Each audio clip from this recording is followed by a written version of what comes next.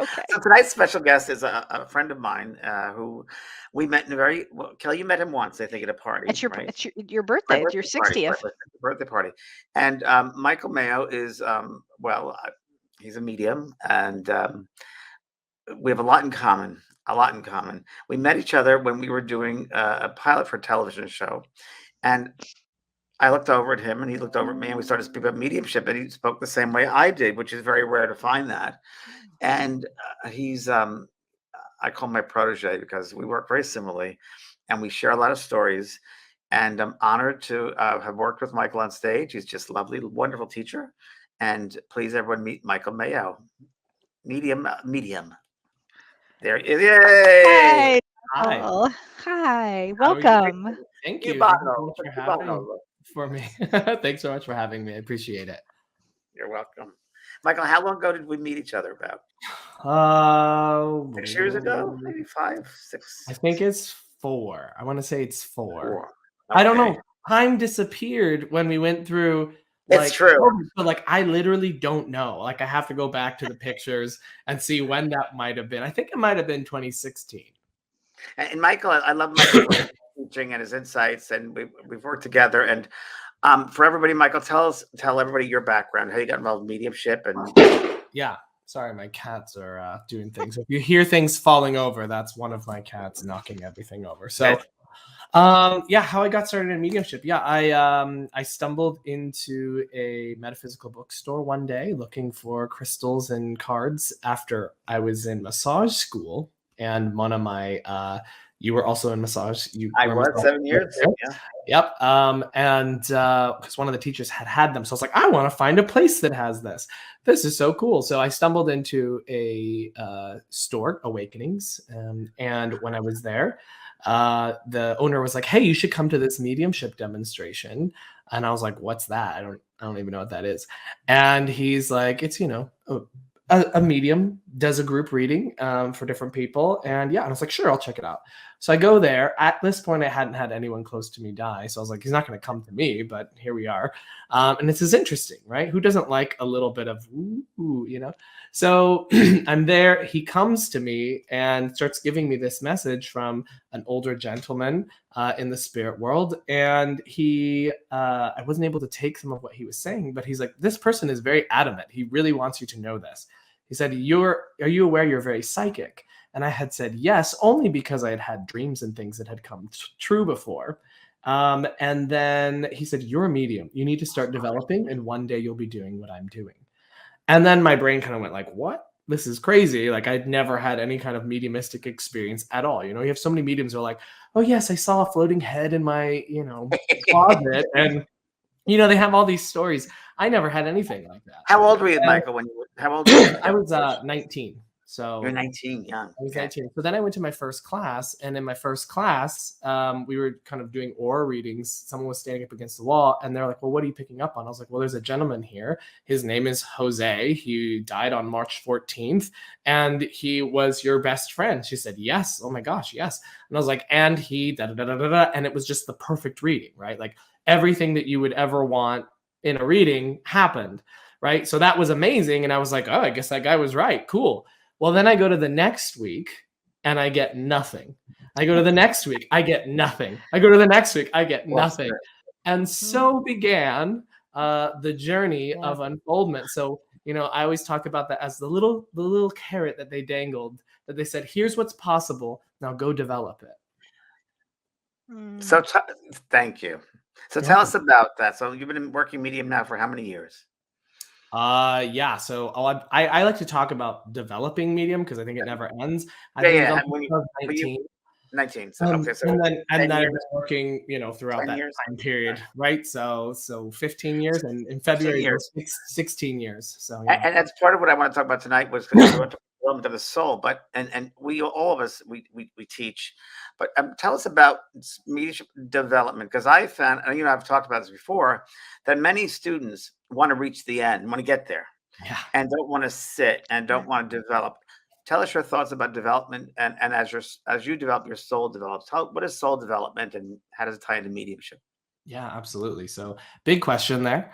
A couple of things. So number one, just to talk on, with your one's development, people are very eager because they want to just quickly develop and, you know, be at the end goal. I mean, I was one of those people. Sorry, I got to move my cat. Here's my cat. In case you're wondering, he's going to keep jumping He's up beautiful. Oh, beautiful. on me. So people want to jump into it. They want to just, you know, be at the end of it, and understandably so, right? You're excited, you have enthusiasm, you're, you know, this is making the world this really magical place. But the reality is that mediumship is an unfoldment over time.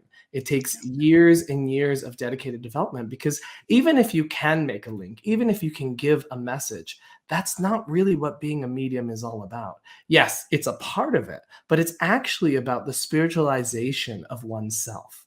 And what people need to recognize is that, yes, we can all make links. I'm a person who believes that anyone can be a medium. I believe that it's just because we're all spiritual beings having this human experience, right? And so there's no reason why we shouldn't be able to also bring in and make this link and connection. I think what the hard part of development has more to do with our own mind. And this is the thing that keeps you from feeling connected and being connected. So I think that's the hardest part of it. And I think people think, oh, it's going to be like everything else, where if I really force it and try and make it happen, then it's going to happen. But the reality is that mediumship is actually done through surrender, through allowing, through letting go. And that is not a skill that we're taught in today's society, right? We're rewarded for effort, trying, making it happen, go get it, that sort of thing. Mediumship is the exact opposite thing. Exactly. Right. And so I feel that that's really where we kind of move into what the soul's development is, right? Because those same principles that we have in mediumship of trusting, allowing, surrendering, letting go are also very similar and point to this idea of vulnerability. Right? Mediumship at its heart, in my assessment, is vulnerability. You're claiming that you're going to be able to make this amazing connection, this otherworldly connection. You have no preparation. You have to go out on a ledge. And what I have found is that the issues that come up for students in their mediumship are the same issues that they actually have in their life. Yes. So perfectionism, trying too hard, Right on. berating themselves and making themselves feel horrible. Control, all of these things. And so, you know, I really feel like that is a huge portion of one's mediumistic unfoldment. It is this idea that the way that I do one thing is the way that I do everything. And so you want to really, I feel like mediumship and your own personal spiritual, like personalized development need to go hand in hand. Can someone develop and become an amazing medium and not touch their personal work? Yes, I've seen many of these people in my life. However, it suffers, right? The mediumship will suffer, and we can't be truly there for people. And the quality suffers, Michael, too. The quality of the mediumship suffers. Absolutely. So these two paths, your healing path and your spiritual awareness, should go hand in hand. They should be equally done. And I personally push that on my students all the time. Develop the self, spiritualize the self, and mediumship will then be a byproduct of that process. I completely agree, because if people don't work on their own issues, they will get stuck in the mediumship. They'll get stuck, and they won't be actually helping the people that have come to see them. They hinder their growth that way. Exactly. They really hinder their growth, and they hinder their work, because the more we can expand our self, our personalities, we expand our soul personality as well. Absolutely. And how much more to offer the spirit world then? Yeah. Absolutely. And I would also add that, you know, the beautiful thing about mediumship is that we get to touch multiple lives. We get to almost relive for a moment and touch the many varied facets of multiple people's lives. And what we have to learn to do with that is to touch them without judgment, without any kind of our own issues sort of stepping in there and coloring it or changing it. We really need to learn how to be neutral and just see people as people, and these events in their lives as just choices that were made. Because we all know at the end of the day, especially as mediums, that this is just a play. We're just playing, and we're playing roles right now. Well, so the funny thing is, Michael, the funny thing is that when you talk about that, and I do this, I guess unconsciously, I don't know, but when I'm they are working with medium. And of course, I go back to physical media when I'm down and it's on the stage doing dems. Every time I go there, that when I'm preparing to go on stage or preparing to do a dem, I think, okay, what am I going to learn tonight? What am I learn? Because I learn every reading. Kelly, you too probably Yeah. learn Oh, yeah. everything. Every How do you time. look at that perspective? Oh, I never realized that perspective of forgiveness or that perspective of judgment or that's perspective. Wow, that's an interesting. Thank you, Spirit.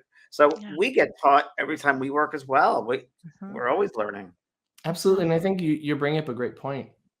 We need to constantly be interested in growing and expanding ourselves, growing and expanding our mind, because that is only going to help you in being of service. And this is what Mhm. people need to remember. Mediumship isn't something that we're doing because, ooh, I want a new career change, or, oh, I want to, wow people. If that's what you're going into it for, you're gonna be left lacking, and you're never gonna fully feel and know what it is to be a medium. It's all about service. It's about helping people. You won't be self-realized. Absolutely. Right. Absolutely. Right. That's so true. Joe Mack asks a good question here. She says, "Do you believe our soul grows through each lifetime, and we develop each time bigger and better and more connected?" Yeah, I would say that we do. I mean, I think it's the whole reason that we come into the earth plane. Like a lot of people are like, "Ooh, let's try to achieve world peace." I'm like, "Yeah, I'd love that." But the reality is that the earth plane's not really meant for that, in my opinion. Like, the earth plane is to be challenged. If we wanted to live in peace and love and harmony all of the time, we would have stayed in the spirit world. So I think that it's that sense, that false sense of disconnection from each other, that really gives us an opportunity to grow. I think if we think about, the challenges and the negative things that happen in our lives, those are also opportunities for people to persevere, to step up and become stronger. For others who are there to learn to serve and help, to step in and help these people, right? So if we can sort of see things from this perspective, there really is no good or bad. It's just experiences that we're having. And I think as long as we bring it back to that foundation of love, right? If it's like the closeness of love and the separation of love, right? That's really what we're experiencing. So I would say in each lifetime, that's basically what we're doing. Yeah. Oh, I like that. I like your terms of writing them down as fast as I can because I'm feeling them and they'll be in my next class. Please take them. Separation of They're yours, honey. They're universal. I love that. Closeness of love and separation of love, because that's Yeah. what we are is love. And it's so true. Like I always say, the two biggest illusions we have, number one is death, and two is separativeness. We're not Yeah. separate, we're actually combined. We're together. But Absolutely. Yeah. Right. Michael, what do you call synchronicity? Yeah. Sorry, cat's gonna keep jumping The in. cat wants to answer. The cat has Hudson a good again. Synchronicity, I feel like, can be, not always, but can be a sense of an alignment, right? A sense of a moment where, these things are meant to be. And as an astrologer as well, I know, Kelly, you're also an astrologer, a lovely one, I hear. I know that there's this really weird thing when you do astrology where you sort of feel like, do we have free will? Right? I And think that then all the time. exactly, like, do we actually have free Mhm. will? And then at the same time, being a medium, right? You then also are very aware of this free will that we have. So as a Pisces, I'm happily sitting somewhere in the gray where I'm like, yeah, we kind of do and we kind of don't. And I think synchronicity is sort of those moments where either you're kind of aligning with your path, I would say, or also maybe there's a point where you're meant to meet because the spirit wants you to have a specific or certain experience. Also, then we throw in the law of attraction in there. We can get all over the place. Let me ask you, because this comes up a lot, which I just your response would be where people say, there are certain, like I call them destiny points, as you guys would, we come back to learn certain classes, and it's destined to meet that particular person in its lifetime. But let's say you're destined to meet, so you have a cup of coffee. Now that's destined. What you do with that meeting is free will. You become friends, or you can become partners, or you just say have a cup of coffee and move on. Yeah. Would you guys say that's? Yes. Yeah, I love that. It's Yeah. it's the response to the moment, right? And I think that's what you're describing there, is like how we respond to a moment. And we can think of that in the microcosm as well. Someone does something to you, right? Your reaction may feel like one thing, but how you consciously choose to respond is the thing that gives you the free will. Yeah. Yes. You like that, Kelly? I like that a lot. I always watch how people respond. Tells you a lot of things. Oh, everything I need to know. Yeah. I surrender as I watch that. You guys think that the more you get into mediumship, the more you become more developed in medium? Because I found for me personally, the more I involve myself in mediumship and working and teaching and developing, so my listening is more acute. My sense of reaction is not. I step and I listen before I react anymore. I won't jump into anything. I become very aware of what they're saying, what's going on, what the scene is. When someone walks to a room, I know what their background kind of is, where they come from. Not judging them, just I think many years of observation and listening. Have you found that too, you guys, as you go with the years of developing, your listening and your observation much more acute Oh, now? absolutely. Absolutely. My powers of observation have gotten quite keen. It's amazing when you sit back and observe. Absolutely. And the thing is that so many of us are never taught to how to do these things and how to Yes. be present. I think that comes back to that original point that I made, that we're not taught to just be. We're taught to react, to respond, to go, to make things happen. Yeah. And so I think it's super important for one's soul development is to really learn how to listen, to learn how to become present. And this is a practice. It's not something that's going to work every single time, right? So many of us don't know how to do that. I can tell you personally from my own life.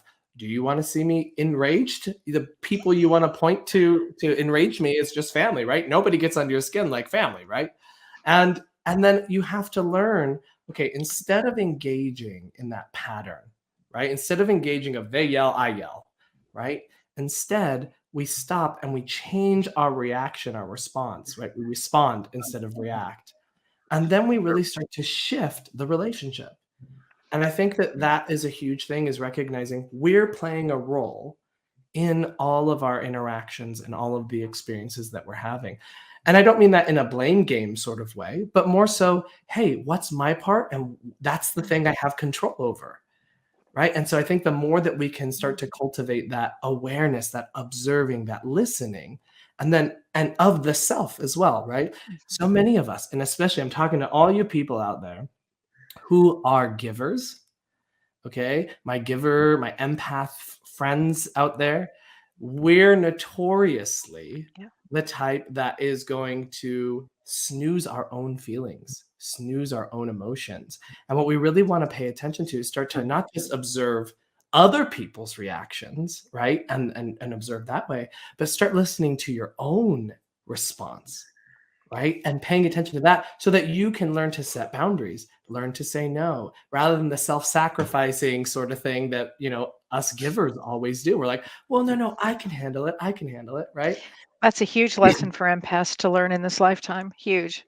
And someone just asked about energy vampires. How do you deal with an energy vampire? Yeah. How do you deal with energy vampires, Michael?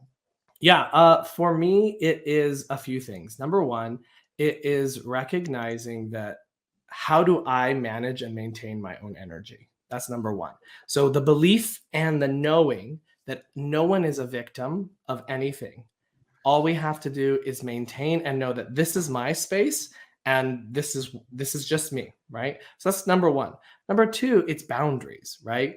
This is the thing that I was kind of just talking about is about, with us givers, we're constantly feeling out for either danger or some sort of something that we can do to help someone or be of service in some way, right? We're constantly feeling outward. And so what we need to do is kind of turn that energy back in on ourselves and maintain sort of our own space. The biggest thing that I think empaths, and I will get a little more specific with the energy vampire part, the biggest thing I think is empaths think that the outside environment is always going to, this is what makes you an empath, right? Is that the outside environment impacts me regardless of circumstance. Like someone's mad, oh, I feel it. Oh, someone's in pain, oh, I feel it, right? But I want to tell all my little empath friends, that's not your gift. That's not your strength. Your strength is to feel, right? And how do we impact our environment? Through what we are feeling. So what you want to do is feel, I mean, you know, people out there who anytime they come into the room and they're always angry and agitated, you're exhausted, right? You're feeling that energy. The opposite is true. You know, people who when they come into the room, I feel relief. I feel safe. I feel comfortable. So the gift that the empath really has is to cultivate and permeate themselves with the feeling they want other people to feel. And this kind of brings me back to the energetic vampire. If you're exuding peace, calm, love, centeredness, then they don't have that thing that they're trying to feed off of, right? Because oftentimes the energetic vampire is looking for something very specific, and it's usually something to feed their ego. But if you have this sense of stillness, allowing, patience, right? I think that will help to kind of get them to just sort of go away. They won't always work, right? And then you might have to just use your words and be like, boundary here, right? I think I've heard James talk a lot about boundaries over the years. Yeah. And I think that's definitely something that can help with that. Yeah, I agree. And I want to speak so quickly with you. You have so much wisdom for, yes, a young man. I just want to share with everybody in the audience too, because I mean, as empaths and as workers and sensitive, like you said, we don't give enough to ourselves. We don't listen to ourselves. And I've been hearing probably the past week, and before Maisie got ill, I was walking around and I heard Spirit say, "Be kind to yourself, James. Be kinder to yourself. Take care of yourself. You be kind to yourself. Don't judge yourself. Be kind to yourself." And that was a lot. And not that I'm going through trauma, emotion, but I think that's true for everybody. Yeah. We got to be kinder to ourselves. Give ourselves. A friend of mine who passed over, this elderly lady, and we used to sit and have tea every afternoon, and but we talked about spiritual things. And when first thing she came back, and she said, James, I wish the human beings would realize how an incredible journey it is for them, the sacrifices they have to go through. They need to give themselves a pat on the back that they've come down and done this. So do you tell everybody, be kind? And that's true. Be kinder to ourselves. And I think too, that's going to help people too. Like this is what I keep getting back to, maybe because this is something that I've had to learn over, my lifetime, and being a giver, being someone who is of service, is this idea that I have to actually look at what I need and make sure that's being filled fully, right? So that I can be of service to others. You mean you count? Yeah, I know, right? Right? It sounds silly and funny to say, but it's really true. It's really true. don't think that. We don't think the tank's got to be full. The tank has got to be full. I mean, I've told Kelly, don't mind me, I said, Kelly, slow down, because give it. Kelly, can't give so much. Everything has to be moderation in life. Everything has to be moderation. Everything that's balance and moderation. People ask about coffee. I said, yeah, a cup of coffee in the morning, maybe a cup and a half. That's it. That's all I have. I have a glass of wine. Oh, you can't have alcohol in your medium. No, you can't. Moderation is fine. Yeah. Well, no, it's funny you say you can't have alcohol as a medium. I'm like, you know who the drinkers I know are? They're the mediums. I mean, that's what I never realized that's how I went to England and went to yeah, I mean, that's so true.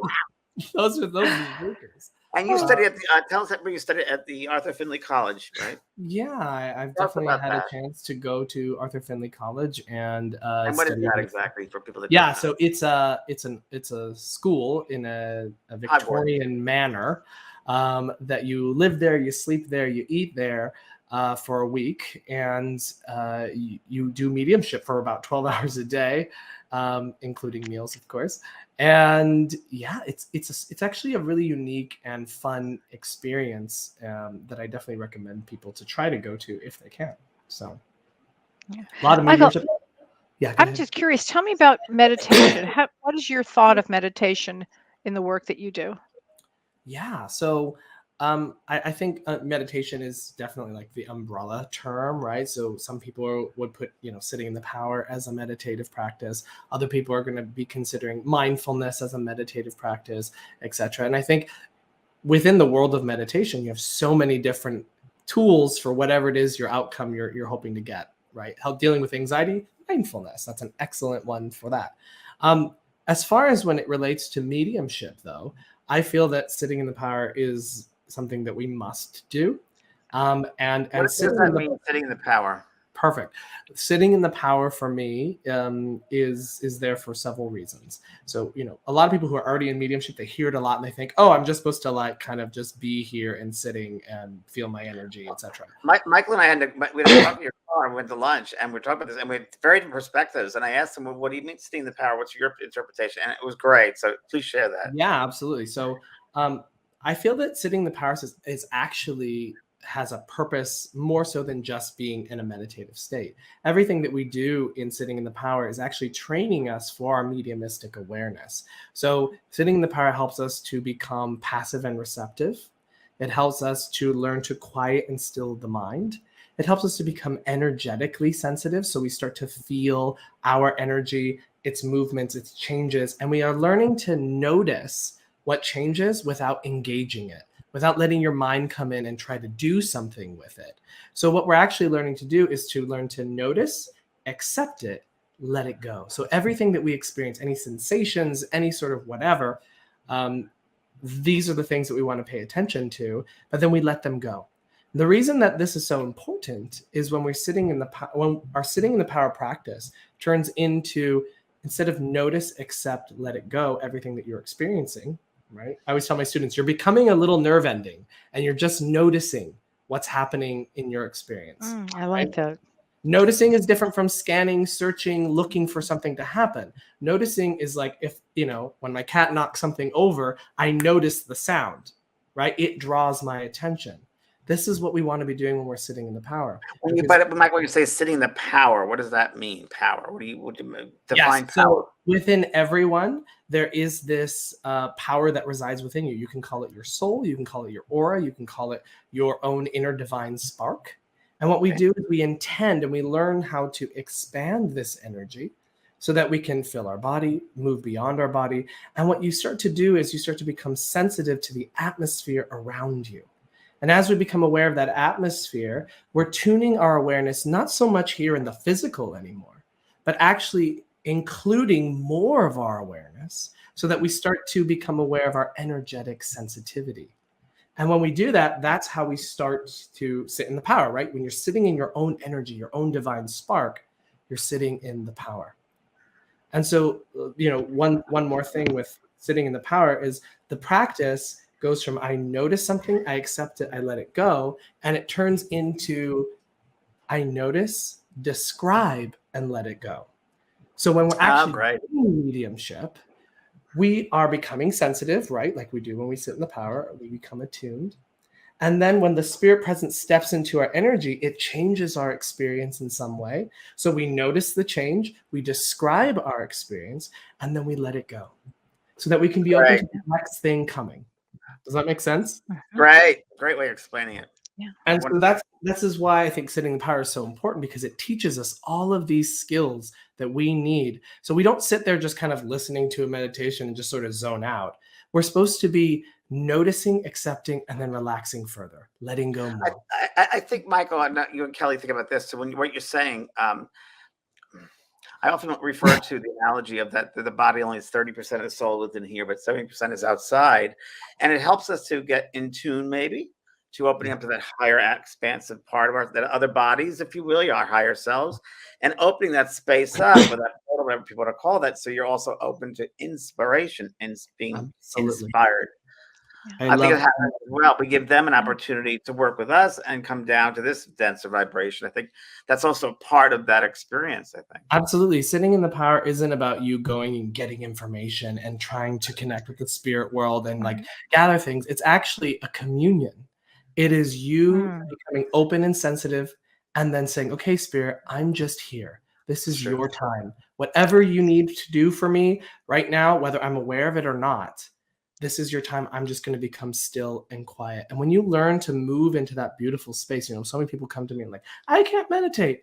And then I take them through sitting in the power. And then suddenly they're like, oh my gosh, I've never felt that still. I've never felt that so one with everything. And that's where meditation, if we're going to use that word, becomes so powerful and meaningful. When you start having these personal experiences of oneness with all things, with this expansiveness that is not just you. And I love how you put that, James, that part. I'm just telling you, this is Hudson, and he's wants to punch him. Have its own show. He's the best. Giving us all this knowledge. This is so important, though, because what you're talking about, James, this idea of the soul being outside of the self. An amazing medium of the past called not Gladys Osborne Leonard, Eileen Garrett. She was once asked, how do you get into these states of awareness? And she says, I first must let go of desire and distraction. And when I let go of desire and distraction, I'm able to allow my awareness to move into this higher space. And in this higher space, I can know and see and feel how, everything basically. And time doesn't exist. Space doesn't exist. And everything just exists in a relative to one another. And I think if you think of psychic work and things like that, that's a really good way to think of it. Is when I can move my awareness into this higher state, more attuned to my energetic awareness, then I'm able to know more, experience more, because I'm becoming one with all things. Wow. So many people are just loving this conversation, Michael. There's all saying thank you for explaining sitting in the power, and good morning, guys, from Perth, Australia. Good night. Michael, would you mind in just a little while to doing that maybe tiny little exercise, like where it comes to your mind about? Yeah, absolutely. And a couple of questions people might have, I guess. Yeah, let me know, whatever they might be. I love cats. You have a lot of cat people here. Yeah. Why don't you do an exercise for us, Michael? Some kind of exercise, whatever comes into your mind, you're going to share it. Oh, absolutely. Is that all right, Kelly? Absolutely. Yeah. I'm reading all the comments. They're saying, I think we need a show with a guided sitting in the power with Michael. Yeah, well, I mean, I was just thinking to myself, well, why don't I just take you through just the initial part of attunement, and then we can go from there. So what we're going to do now is called attunement. This is just so that we can become sensitive. So this precedes when you would sit in the power anyway, or if you were going to work mediumistically. So this is just becoming energetically sensitive. So if you'll just close your eyes. And I want you to just begin by breathing. Just by noticing the inhale and the exhale. Not trying to control the breath in any way. Just let your breath breathe you.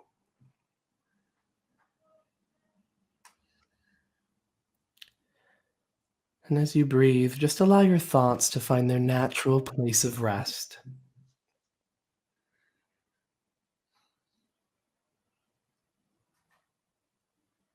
Again, noticing the inhale and the exhale.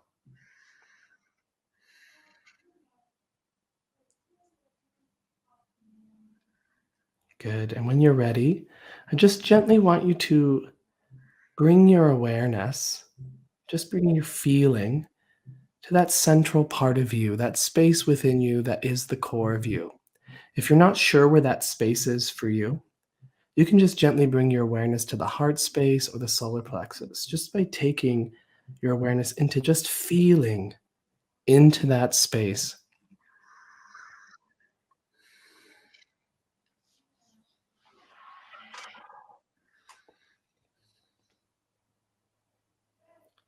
And just allowing yourself to breathe into this space.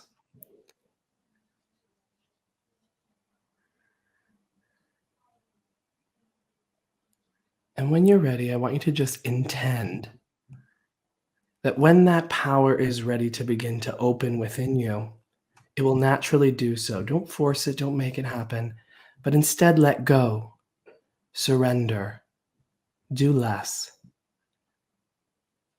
and wait for a stirring to occur within.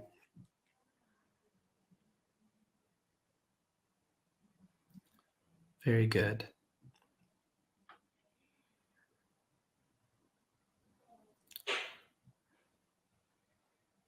And when you feel that stirring occur, just intend that it might expand to fill the body.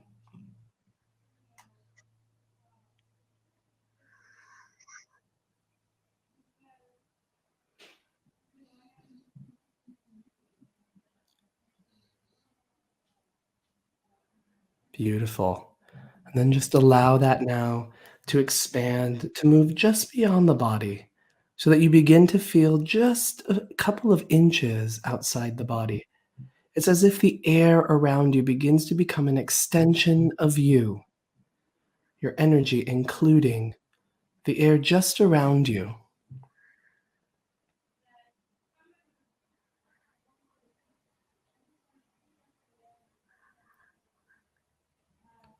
Beautiful. And with your next breath, just allowing that energy now to expand so that you become aware of the space in front of you and behind you, on your left, your right, and above you. It's as if the air around you becomes an extension of you.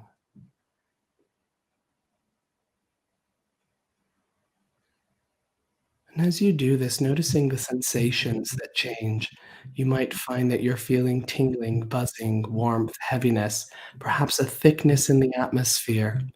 Just take note of that, experience it, and then let it go. And relax, do less.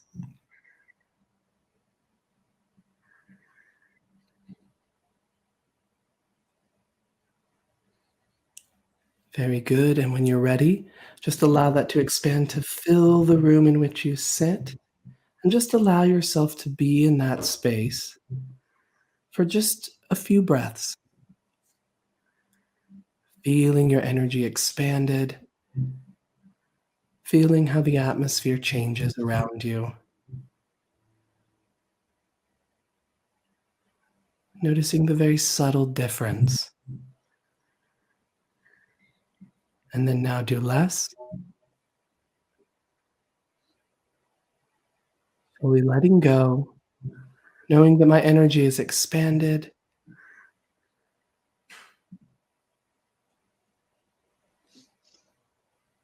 That I'm in my own power and energy, and that I am attuned to the spirit.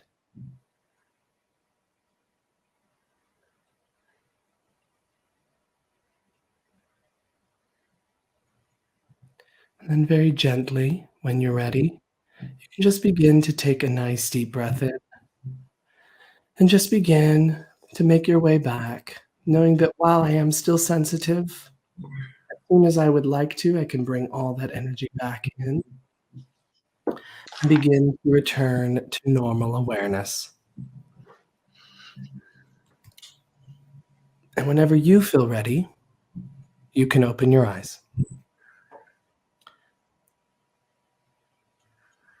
So in taking a moment and just noticing, how does the atmosphere now feel differently? How do I feel differently after taking a moment to just feel within, and then expand my energy out? I know for myself, I could feel, I mean, when sitting with Kelly and James and feeling their power, whew, y'all got some power. I could feel the atmosphere becoming thicker. My hands were vibrating. I could feel pressure and tingling around. Did either of you experience any of these sensations? I experienced all of that, and I loved when every time you would say "let go," it Yeah. would just expand. You nailed it, Kelly. That's exactly right. The It was less I amazing. do, the more my Mhm. energy expands. And in mediumship, we want what I call a diffused awareness. Rather than focusing or trying or reaching or trying to make something happen, instead, the more that we have that diffused awareness, that expansiveness, which comes from doing less, the more we can get, the more information is available to us. So that's one of the I key love things. that diffused awareness. That's a That's good right. one. Yeah. Yeah. The lightness of being with tingling, says Joe Sunderland. How below that. Perfect. That's The lightness exactly of it. being with tingling. Isn't that lovely? Cat And let me Feather says she feels clearer.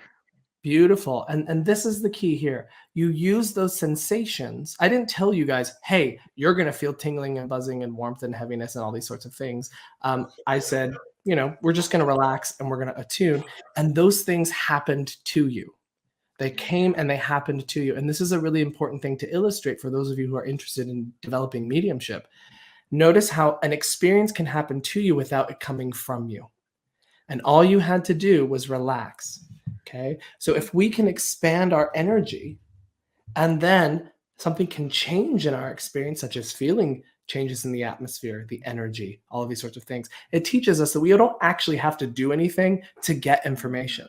We just have to surrender. Michael, what do you say to people who say they fall asleep when they're meditating? Yes. So that's a tricky one. I say, number one, take a nap. Because if you're falling asleep in a meditation, you're tired and you need to take a nap and go to sleep. So that's number one.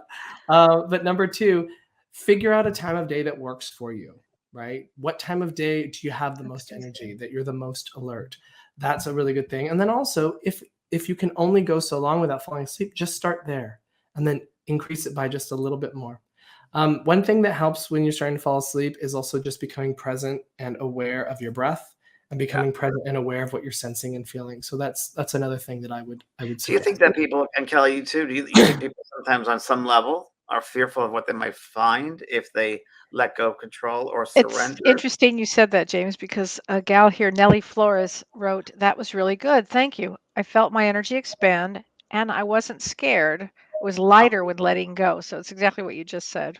Okay. That's exactly what we want. And the other thing too is change your perspective. I would say to her, change your perspective on heaviness, denseness as being a negative, because when your energy is just energy and there's different purposes for different kinds of energy. For example, if you're doing physical mediumship, thickness, denseness, heaviness is an appropriate energy to feel there, right?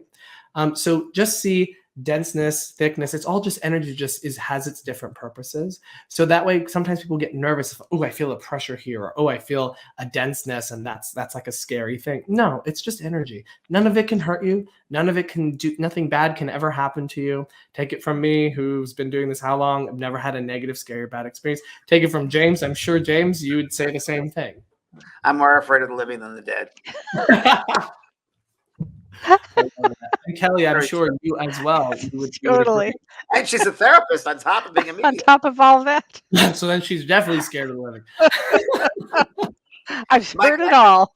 How many people thought you have a school? Tell us about your school you just started. Yeah, so I started an online school, the Oak Bridge Institute. The website is oakbridgeinstitute.org. And yes, it is. We do progressive courses. It's getting its official launch in about March, I believe, where there'll be multiple tutors that are teaching there. James and Kelly, and hopefully you two would come and teach something at the school. But Sure. it will have tutors that will be teaching weekly leveled classes, as well as we have a foundations course that's a progressive course that takes you through foundations 1, 2, and 3, then intermediate, and then advanced. The whole process is about 3 years. So this is something they can do. In fact, we have a foundations 1 starting up on February 5th. So if you go to oakbridgeinstitute.org, you can jump on in there. Jay Marcus, I want to go back to this. Thank you. Jay Marcus says, never having a negative experience as a medium, you really haven't lived. Yeah, I mean, you know what? Here's what I always say to people that have had a negative experience. I would invite them to recognize their belief systems. What's going on within them? The belief systems, everything that you experience as a medium has to pass through your belief systems, whatever that is.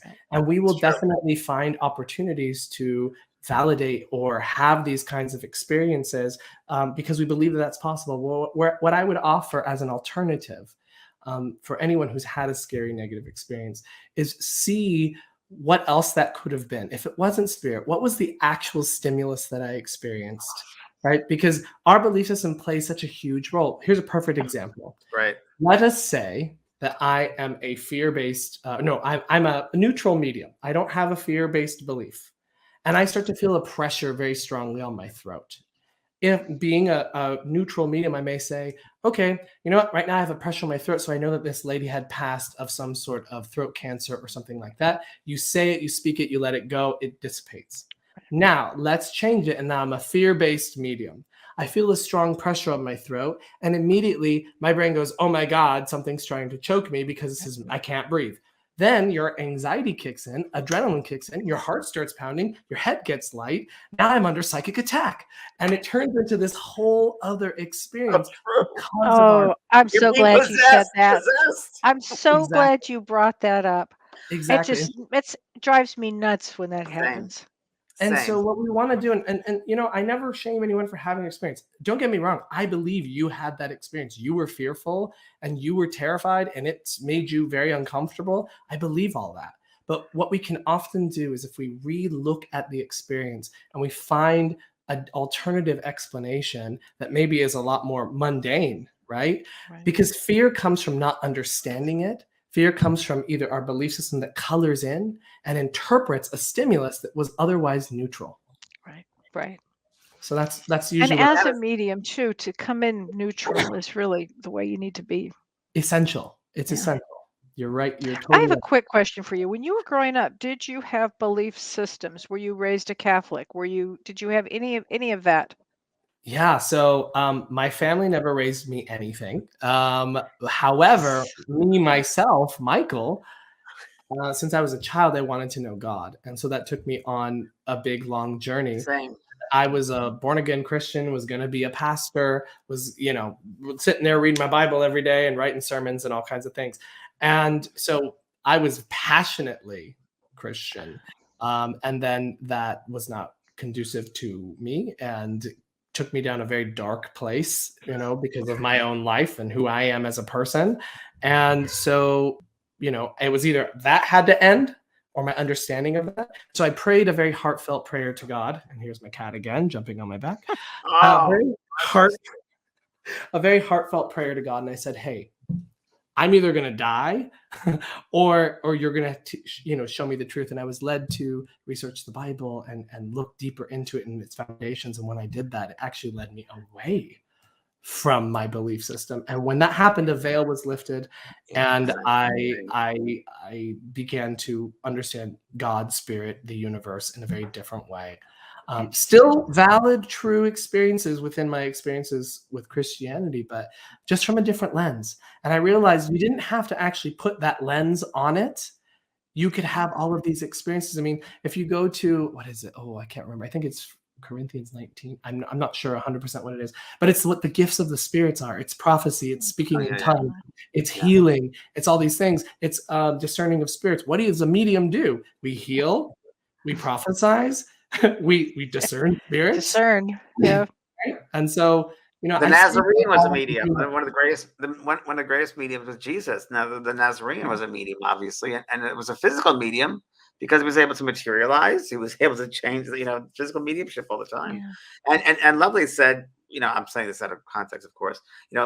More can do more than I can. Many can do more than I'm able to do in God's name. So we all can do that and then more. If we just absolutely. And so, for me, I just feel like I try to keep my spirituality very simple now. And it's about love. It's about helping people. And it's about me hearing my own spirit, what my spirit is here to do and give to add to the tapestry of everyone's life. Yeah. I think you just said it, Michael. I think I totally agree with you. And Kelly and I talk about this a lot. Life is simple, and the human being gets caught up in the complexity of the simplicity. And I think that the more simple we can make it, the closer to the truth it really is. Because the human likes to have drama, and like we talk about, if there's no audience, there's no show. That was my favorite thing you told me today, James. That's great. Well, Michael, having you on has just been such a blessing for all of us. Really, thank you so much for joining us today. I've learned so much. Yeah, really wonderful. So I've learned a lot, and I've written a lot, and I'll be using a lot. And I'd love to go to your school, and I'd love hearing you lecture more too. Yeah. Thank you so much. Yeah, and such a pleasure, and what a beautiful platform, and what a great show that you have. So I'll definitely be promoting people to come and check it out. I mean, this is so fun. We're doing a physical we're doing a mediumship demonstration together. You and I at Sandy's church. Beautiful, fabulous. In Orange County, actually in person. Oh, so live, like a real one. Live one. So I'll call you tomorrow about that. It just popped in my head. I love it. Okay. Thank you, Michael. Thanks, everybody, Thanks for joining us. Thanks, James. Thanks, Renee. Kelly. Happy New Year, everybody. See you next week. Bye.